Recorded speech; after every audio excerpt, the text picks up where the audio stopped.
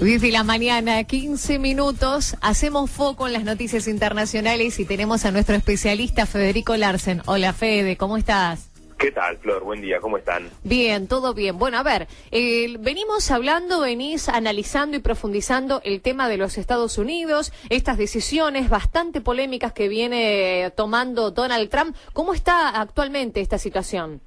Mirá, sí, efectivamente, ya la semana pasada veníamos hablando acerca de este escándalo, ¿no? A nivel internacional que se desató a partir de esas fotos terribles, ¿no? De niños centroamericanos encerrados en lo que son verdaderas jaulas, ¿no?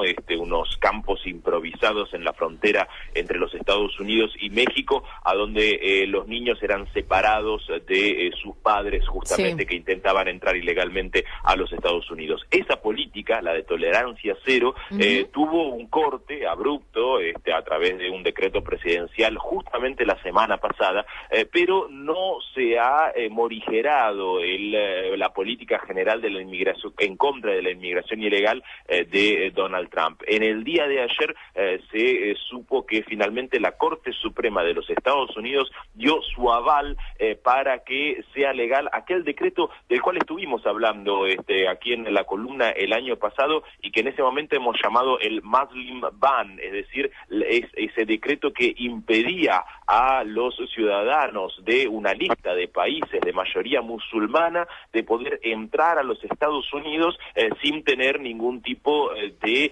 comprobación de su relación con los Estados Unidos, sean familiares, sean desde el punto de vista del trabajo o del estudio. Bueno, ese decreto había sido suspendido por la justicia estadounidense a partir de un amparo presentado por la justicia del estado de Hawái, uno de los principales estados receptores de migrantes para trabajar en la estructura hotelera, en la estructura turística, y que ahora la Corte Suprema volvió a habilitar, y a partir de la fecha los ciudadanos de 7 países a nivel internacional, estamos hablando de Siria, Irán, Yemen, Libia, Somalia, a los cuales se han agregado luego Norcorea y Venezuela. Esto es importantísimo para lo que tiene que ver con la política hemisférica, digamos, ¿no? En las Américas, no podrán ingresar a los Estados Unidos salvo algunas excepciones.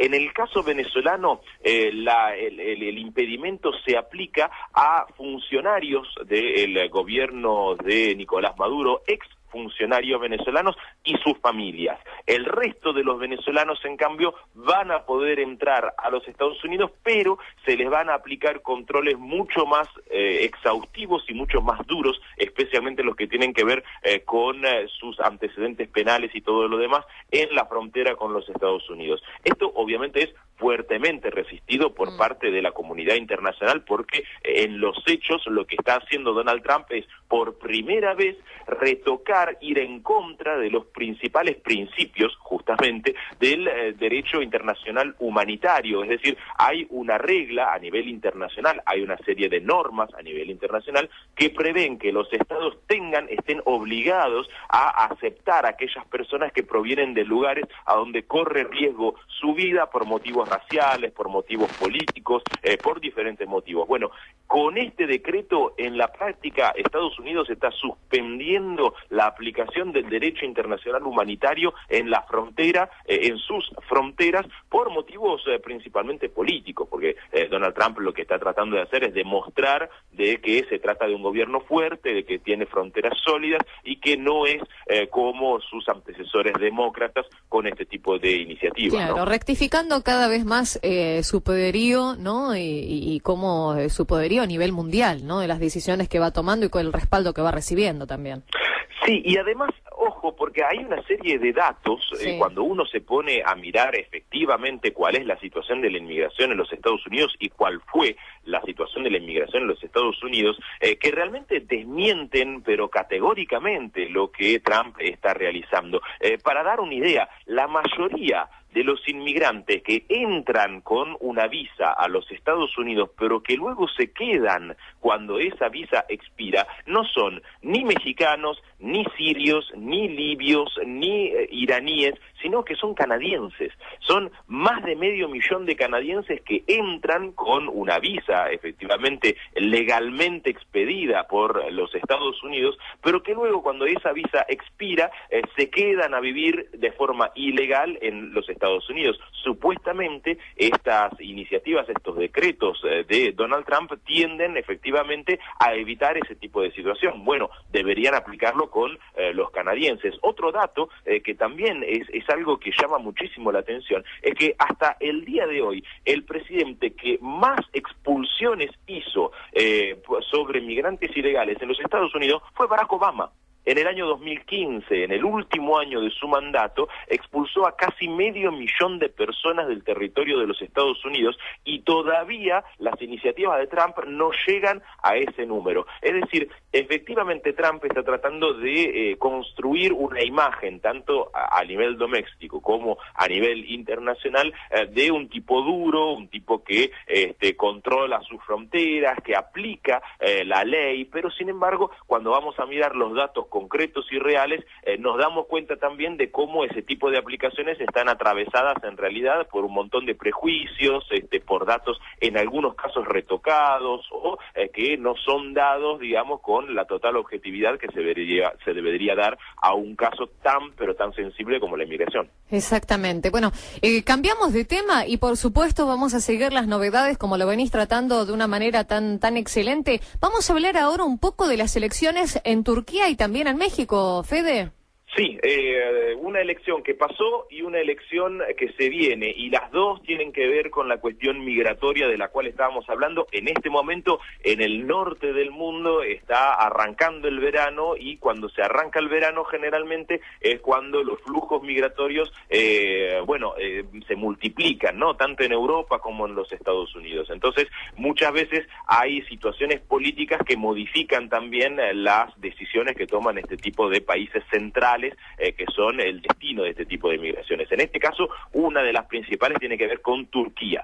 En Turquía se realizaron las elecciones presidenciales, las primeras desde la reforma constitucional que quiso el actual presidente Erdogan, a donde efectivamente el mismo Erdogan logró rehabilitar, ¿no?, su posición como el líder máximo de Turquía. Lo viene cumpliendo hace prácticamente 20 años, es lo más parecido a un líder como Putin, por ejemplo, que sostiene, digamos, su liderazgo de forma tendencialmente legal, pero también con una serie de lados oscuros, ¿no?, por decirlo de alguna manera. Ganó con más del 50% de los votos en unas elecciones realmente muy, pero muy raras para quienes estamos acostumbrados a otro tipo de sistema electoral. Para darte una idea, desde el 15 de julio de 2016, el día en cual se intentó un golpe de Estado en contra de Erdogan, en Turquía hay un estado de excepción, a donde efectivamente el gobierno tiene una serie de posibilidades, tiene una serie de poderes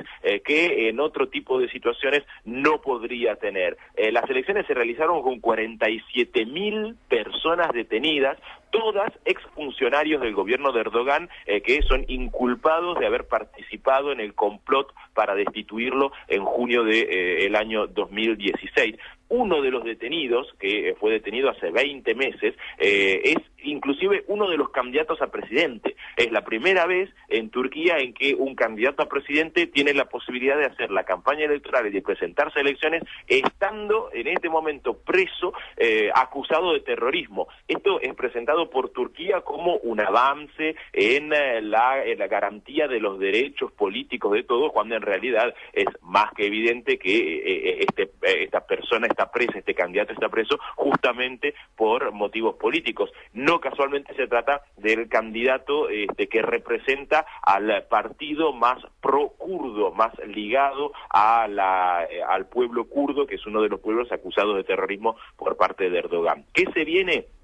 Seguramente una negociación con la Unión Europea. Turquía quiere entrar a la Unión Europea desde hace muchísimos años. La Unión Europea, justamente por estas violaciones sistemáticas a los derechos humanos y civiles en Turquía, no lo permite. Entonces, lo que Turquía trata de hacer pesar es su posición estratégica en Medio Oriente. Hay un pacto entre la Unión Europea y Turquía para que Erdogan no deje llegar a las costas griegas, que son las primeras costas de la Unión Europea, más de 2 millones millones de refugiados sirios. Hoy Turquía es el primer país en el mundo en la recepción de refugiados, según los datos que dio ACNUR, que es la Agencia de las Naciones Unidas para los Refugiados, la semana pasada. Y ese pacto, probablemente con la fuerza que le dio la elección del pasado domingo, Erdogan va a querer renegociarlo justamente en un momento donde las migraciones hacia Europa van en aumento. Bien.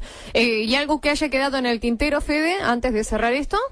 Sí, solamente contar lo que se viene para México, que tiene que ver con esto de las migraciones. Es el principal país de donde justamente pasan los migrantes centroamericanos hacia los Estados Unidos, y el próximo domingo va a haber elecciones.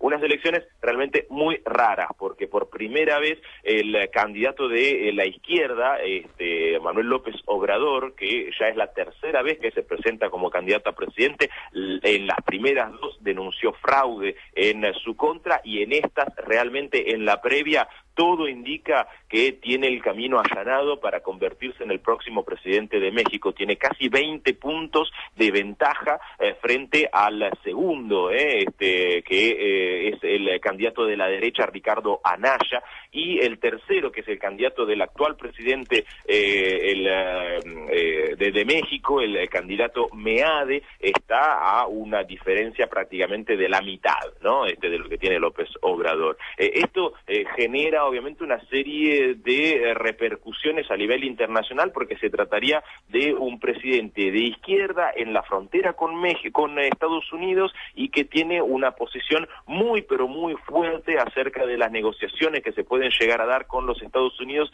de cara a la negociación del TLC norteamericano entre Estados Unidos, Canadá y México, y también de cara a la construcción del muro. Vamos a ver cómo López Obrador se va a mover. Lo que sí dijo es que seguramente va a modificar por completo las principales reformas que hizo Peña Nieto durante su sexenio. Recordemos que son 6 años los que duran las presidencias en México, que tienen que ver con la reforma energética, es decir, la privatización del sistema petrolero mexicano que quiso Peña Nieto, y la reforma educativa que provocó toda esa serie de grandes huelgas docentes en México que hemos estado cubriendo aquí en la columna. Fede, como siempre es un placer escucharte, nos reencontramos la semana que viene. Cómo no, aquí estaremos para la semana que viene. Que tengas buen día. Adiós. Nuestro especialista en noticias internacionales, Federico Larsen.